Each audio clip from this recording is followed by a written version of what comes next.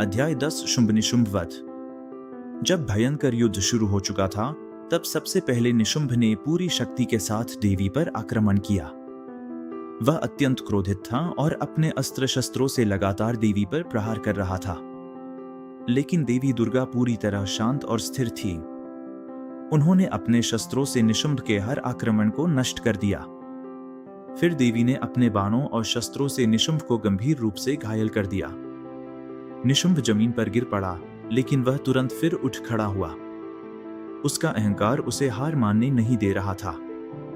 उसने फिर से पूरी शक्ति के साथ देवी पर हमला किया, लेकिन इस बार देवी ने उसे अवसर नहीं दिया। उन्होंने अपने शस्त्र से प्रचंड प्रहार किया और निशुंभ का अंत कर दिया। निशुंभ के मरते ही युद्ध भूमि में सन्नाटा छा गया। अब केवल शुंभ बचा था। अपने भाई की मृत्यु देखकर शुंभ क्रोध से भर उठा। वह अत्यंत उग्र होकर देवी के सामने आया और बोला, तुम अपनी शक्ति पर घमंड करती हो, लेकिन तुमने दूसरों की सहायता से युद्ध किया है। यदि तुम में वास्तव में शक्ति है तो अकेले मुझसे युद्ध करो। देवी ने शांत स्वर में उत्तर दिया, मैं ही इस संसार की एकमात्र शक्ति हूं। ये सभी शक्तियां मेरी ही थी, जो अब मुझ में ही समा चुकी है। अब मैं अकेली ही तुम्हारे सामने हूं। इसके बाद देवी और शुंभ के बीच भयंकर युद्ध शुरू हुआ।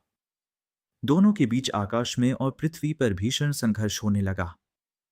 शुंभ अत्यंत शक्तिशाली था और उसने अपने अस्त्र शस्त्रों से देवी पर लगातार आक्रमण किया, लेकिन देवी ने हर बार उसके आक्रमण को विफल कर दिया। यह युद्ध इतना भयंकर था कि देवता भी उसे देखकर आश्चर्यचकित थे। अंततः देवी ने अपनी शक्ति का पूर्ण प्रदर्शन किया। उन्होंने अपने शस्त्र से शुंभ पर प्रचंड प्रहार किया। शुंभ घायल होकर गिर पड़ा, लेकिन फिर उठकर युद्ध करने लगा। लेकिन अब उसकी शक्ति समाप्त हो रही थी। अंत में देवी ने उसे पकड़कर आकाश में उठाया और फिर उसे जमीन पर पटक दिया। इसके बाद उन्होंने अपने त्रिशूल से उसका वध कर दिया। इस प्रकार शुंभ और निशुंभ दोनों का अंत हो गया। उनके मरते ही असुरों का आतंक समाप्त हो गया और तीनों लोकों में शांति स्थापित हो गई। देवताओं ने अत्यंत प्रसन्न होकर देवी की जय जयकार की। उन्होंने देवी को सृष्टि की सर्वोच्च शक्ति के रूप में स्वीकार किया और उनकी स्तुति की। यह अध्याय हमें सिखाता है कि अहंकार और अधर्म का अंत निश्चित है। सच्ची शक्ति एक ही होती है, दिव्य शक्ति। बुराई चाहे कितनी भी शक्तिशाली क्यों न हो, अंत में सत्य की ही विजय होती है। आत्मविश्वास और धैर्य से हर कठिनाई को हराया जा सकता है।